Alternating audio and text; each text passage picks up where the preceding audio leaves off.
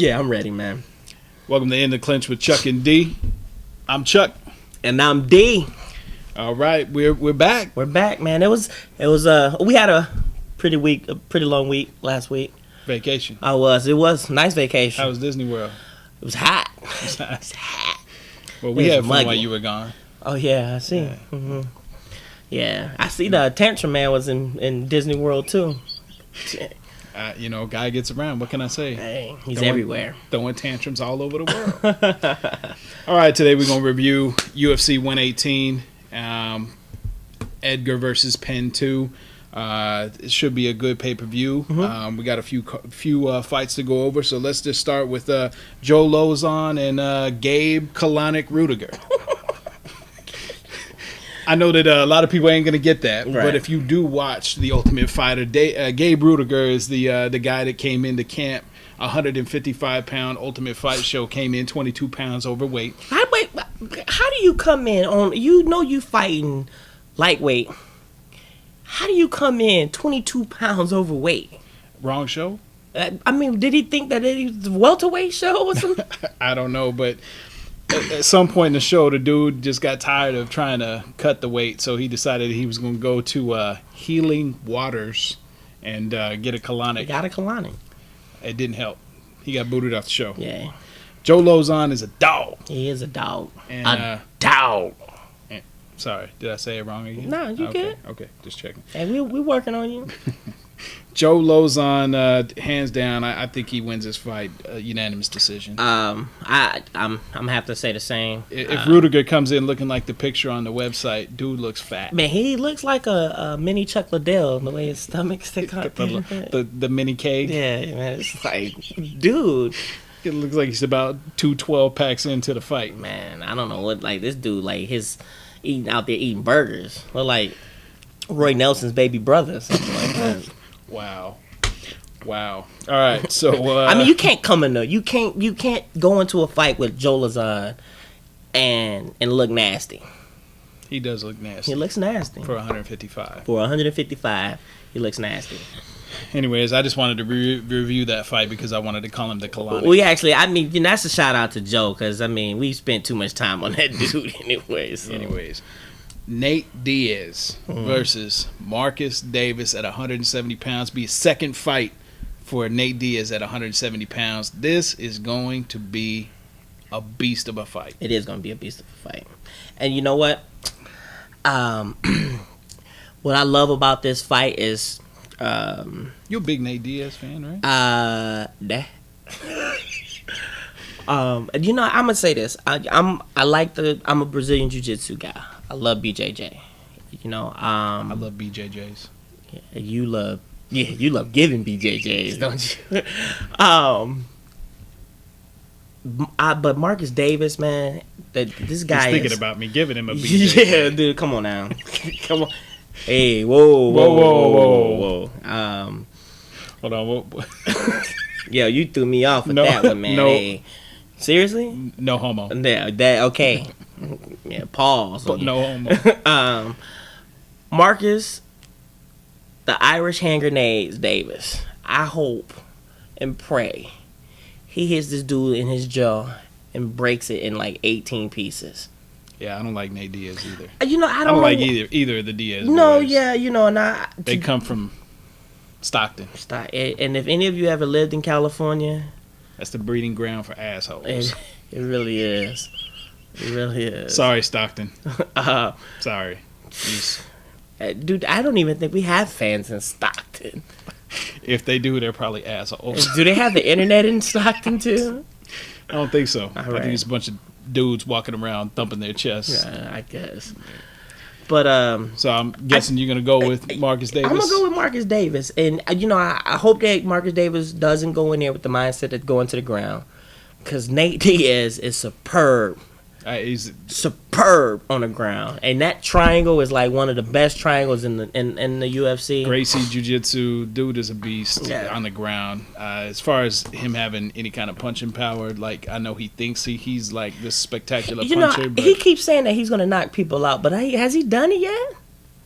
No, I think he's choked some people. Yeah, out. he does. He does that well, but The knockout, I don't see that happen. Now If- Marcus Davis, I think If that's this goes to ground and pound, which I think it will probably go to ground and pound, Marcus Davis is not. He's not a slouch in that area. right. But I'm gonna. For some reason, there's a golden horseshoe stuffed up Diaz's ass, so I'm gonna go with Nate Diaz in this fight.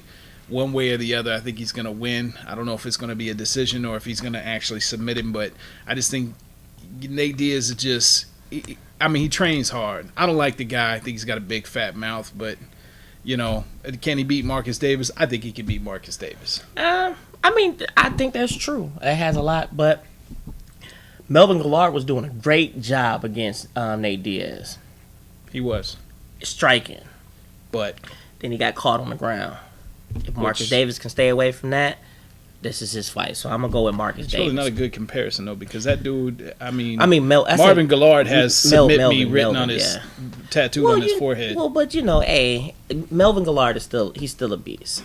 Still a beast. And I think he was still doing a good job. He was doing an excellent job at striking. So, all right, so moving on. We got Kenny Florian versus Gray Maynard. I'm going to let you call this one first. Again, you got another BJJ guy. Kenny Florian is really good at Muay Thai, too. Has really good striking. Gray Maynard, on the other hand, superb striking and great wrestler. Superb striking? I think so. He has good. Dude, the dude is 10-0. He's 10-0, but he's 10-0 on a bunch of grind outs. That's true, but he can stand. He stands and bangs with the best of them. He can stand and bang. He can take a punch. He has superb striking. I'm not going to take that away from you. But I'll give you this. He beat Frankie Edgar. in a grind out fight. It was but he was striking with Edgar. It's not like Frankie Edgar is a superb striker. That's superb striker. Listen, that's the terminology you use. Superb striker. Superb striker is the spider. Okay, he has great striking. Give you that. Give me that at least. He's a decent striker. He's a great striker. He can take a punch. I'm gonna go with Gray Maynard on this one. You know what? It's funny because I thought I was going to catch you by surprise by taking Gray Maynard, but Kenny does not have the best of luck against these kind of fighters. I don't think so. Can he catch Gray Maynard in a submission? Maybe, but Gray Maynard he's 155 pounds, but he's a strong 155 pounds. I'm sure he does not. He probably walks around at maybe like 175. Got to. So I'm gonna go with Gray Maynard as well. Next fight. And we're going to talk about this for a minute. James Toney, lights out, versus Randy, the Natural Couture. Boxing versus MMA. So first off, I want to just point out, Randy, top flight guys, 2 top flight guys, maybe a name, but y'all are some old ass men. Y'all old as hell. 42 and 47? Top flight. I don't care what title James Toney holds right now in boxing. He probably holds it because there ain't nobody else in the fucking division. So, as far as being a top flight guy, you 2 old ass men that are gonna fight in an MMA fight. And what I think about this is I think that once this fight is over, I think they should really go and fight a boxing match afterwards, just so to be the equalizer in the whole thing. And I'm gonna say this: there is no comparison in MMA and boxing, and I wish it would stop. Me too. Because that's like saying football and football is, you can compare the two. One is soccer, one is football. You can't compare the two. Not even close to the same. Thing. That's not. So why? Yes, okay. Oh, that's even like rugby and football. Well, it's Olympic wrestling and WWE. It doesn't. You can't compare the two. One is boxing is the sweet science. It's very technical. It's a lot of components that go into boxing. It's a lot of things. On the other hand, MMA is the same way. You look at MMA and you think of all the disciplines that has gone into MMA. It's mixed martial arts. Yes, boxing, striking is a huge part. To me, there are three foundations to MMA: wrestling, boxing, and jiu-jitsu. Yeah. Three main functions of MMA that builds and that you can build off of going up. So that's why I say you can't compare the two. That said, That said, I'ma shock the world. I'ma shock the world. I think James Toney's gonna win. I'ma say this. You can't look at this fight that in the eyes that James Toney is only going in there to knock out. Well, yes, he is only going in there to knock out Randy Couture. But I think he's trained in enough other areas that he can. I mean, if you stop the sprawl and you get this guy standing up, you have to realize that these people start where? On their feet. You first have to get him to the ground to beat him. Okay. So, and like the guy said, he has 47 knockouts with 10-ounce gloves. Randy Couture got tapped on his chin by Liddell. It was lights out. And I think lights out is going to do Couture again. Okay. And I'm not, and don't get me wrong, I understand that Randy Couture is the man in MMA. I just don't think I don't think standing and banging with this guy is, if you're going to see like Brock Lesnar style fight with this guy. Okay. I'm going to go the other way. I think Randy Couture is going to do what he has to do to get in this fight and to make this fight get over quickly. All right, here's the deal. And Randy's trainer said it best. You can't go on a construction site with a screwdriver and expect to do any work, because there's going to be a time when you need a hammer and all you have is a screwdriver and it ain't going to work. Right. So here's the thing. Randy is good at closing the distance. James Toney ain't exactly a spring chicken. It's not like he's super fast or anything like that. Does he have masterful striking? Yes, he does. James Toney is an amazing striker. But I'm not going to take away from anybody in MMA and say that he's a better striker than people in MMA. I'm not taking anything away from boxing by saying that either. That said, Randy Couture is going to close the distance of this fight, and I don't care if you've brought in whoever. I don't care if you brought in whoever to train you. You still have to remember that when you get into the fight. Now, Tony's natural instincts is to box. So that's what he's going to look to do. I don't care how much training he's done. I agree. 40 some odd years or 30 some odd years of training boxing, that's what he's going to look for. Randy Couture is a world-class athlete, a world-class wrestler. He's well-schooled in many different types of fighting. I think he closes the distance, and he's going to win this fight. And we're going to move on. But what does it mean for MMA if Tony wins? To me, it's just it discredits the.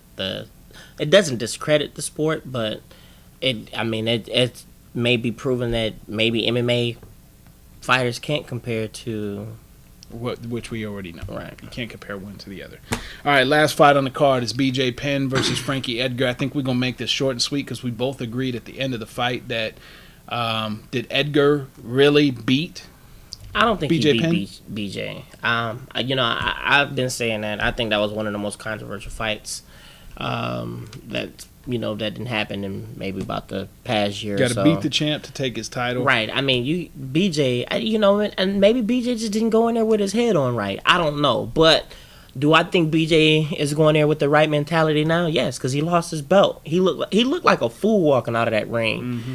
And, and I would love to see him, go in there and get his title. BJ is my man. So well, you know what they say. A motivated BJ Penn. It's a deadly BJ Penn. Well, that's all we got. We're both taking Penn, and that's all we got for today. So join us next week. Yep. Back here in the clinch. Until then, I'm Chuck. And I'm D. And you were in the clinch.